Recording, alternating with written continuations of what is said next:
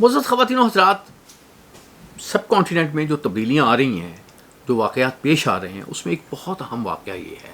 اور جس پہ بہت کچھ لکھا جا رہا ہے، وہ یہ ہے کہ مولوی عامر متقی جو ہیں وزیر خارجہ افغانستان کے، انہوں نے انڈیا کا دورہ کیا۔ اس انڈیا کا دورہ کرنے کے لیے انہوں نے اسپیشلی انہیں اجازت دی گئی کہ وہ جا سکتے ہیں۔ ظاہر ہے اس میں پھر بھارت کی کانسنٹ بھی شامل ہوگی، تو بھارت میں جا کے وہ وزیر خارجہ سے ملیں، وہ پریس کانفرنس کی، دیوبند گئے اور ایک انہوں نے وقت گزارا۔ اور جب یہ وقت گزار رہے تھے، پاکستان کے خلاف تقریریں کر رہے تھے، پاکستان کو یہ بتا رہے تھے کہ جی ہمیں آپ ذرا تاریخ کو پڑھ لیں، تو پوری وہ تاریخ نہیں پڑھ رہے تھے۔ وہ یہ بھول گئے کہ پاکستان جو ہے ہمیشہ جو ہے افغانستان کے ساتھ کھڑا رہا ہے، اور جو افغانستان نے تاریخی کامیابیاں حاصل کی ہیں اس میں پاکستان کا بہت بڑا رول ہے۔ یہ تاریخی حقیقت جو ہے وہ انہوں نے نظر انداز کر دی۔ لیکن جب پاکستان اور افغانستان ایک دوسرے کے خلاف کھڑے ہوں گے تو پھر خطے میں کون سی تباہی آئے گی، اس کو فی الحال تصور کرنا جو ہے وہ ممکن نہیں ہے۔ اور یہ جو تباہی آئے گی، بھارت جو ہے اس تباہی میں بہت مین کردار ادا کر رہا ہے۔ بھارت جو نے اسی لیے اس کو وزیر خارجہ کو بلایا، اسی لیے وہ یعنی فنڈنگ کر رہا ہے، اور یہ سارا کچھ اس لیے کر، لیکن اس کو یہ نہیں پتہ چل رہا۔ میں ایک مفروضے کی بات کر رہا ہوں کہ بھارتی حکمرانوں کو یہ ضرور سوچنا چاہیے کسی وجہ سے اگر وہ پاکستان نے جو ہے وہ ڈیسٹیبلائز کر دیا ہے، اللہ نہ کرے ایسا ہوگا نہیں، پاکستانی فوج، پاکستانی ادارے، پاکستانی عوام ایسا قطعاً نہیں ہونے دیں گے، لیکن اگر کبھی ایسا ہوا تو یہاں پہ انتشار پھیلا تو وہ انتشار جو ہے اس کو بارڈر روک نہیں سکے گا، وہ انڈیا میں بھی جائے گا۔ یہ اسی طرح کی بات جو ہے وہ ڈاکٹر یونس نے بھی آپ کو سمجھانے کی کوشش کی ہے کہ یار آپ بنگلہ دیش میں انتشار پیدا نہ کرو، یہاں جو انتشار ہوگا وہ آپ کی 7 اسٹیٹس میں جائے گا، اس کو ڈی اسٹیبلائز کرے گا۔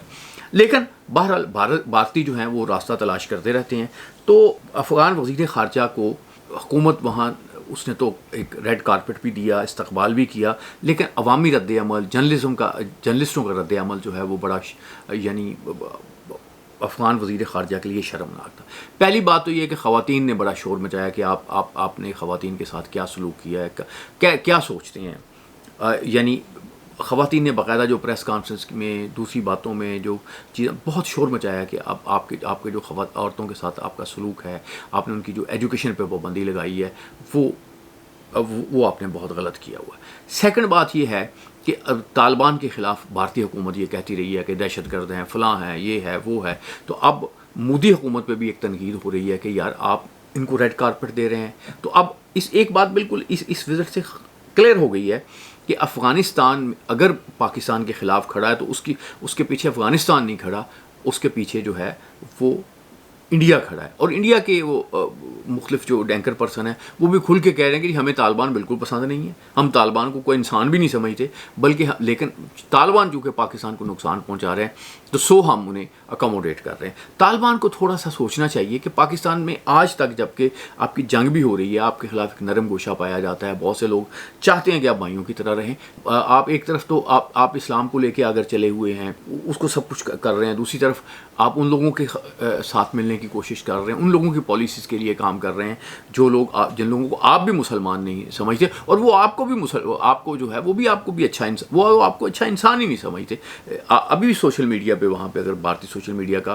آپ اس کو غور سے دیکھیں گے تو کوئی اچھی بات جو ہے وہ ان کے متعلق نہیں ہو رہی۔ ایک اور بات جو ہے، افغان وزیر خارجہ کے دورے نے انڈیا میں ایک کنفیوژن ضرور پیدا کر دی۔ ایک کنفیوژن تو یہ پیدا کر دی کہ جی آپ ایک طرف تو طالبان کے خلاف بات کرتے تھے، اب انہیں ریڈ کارپٹ دے رہے ہیں۔ پھر ایک کنفیوژن اور پیدا ہوئی کہ طالبان جو وزیر خارجہ ہیں وہ دیوبند گئے۔ دیوبند کے ساتھ ان کا ایک نظریاتی تعلق ہے، کیونکہ جو کہا یہ جاتا ہے کہ دیوبند مدرسے جو ہیں انہوں نے طالبان انقلاب لانے میں بڑا امپورٹنٹ کردار ادا کیا، لیکن دیوبند کے جو علماء کرام ہیں یہ اصرار کرتے رہے ہیں کہ یہ جو ورژن ہے اسلام کا یا دیوبندی کا، یہ ہمارا نہیں ہے، اس میں کچھ جو ہے وہ عرب چیزیں شامل ہو گئی ہیں، اور وہ اس طرح سے ہم نہیں ہیں۔ یہ بہت زور دے کے جو ہے دیوبندی جو ہیں وہ مدرسہ ہے، اس کے علماء کرام یہ بات کرتے رہے۔ اب انہیں بھی استقبال کرنا پڑا چونکہ انڈین گورنمنٹ نے اجازت دی تھی، انڈین گورنمنٹ چاہتی تھی کہ انہیں پروٹوکول دیا جائے۔ تو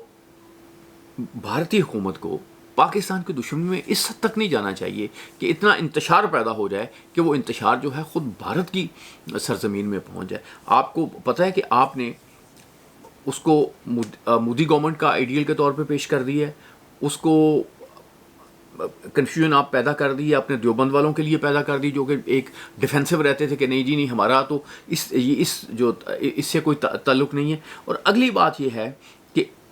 جب یہ وزٹ ہو رہا تھا تو پاکستان کے ساتھ جنگ ہو رہی تھی، گویا افغانستان ایک ثبوت دے رہا تھا کہ ہم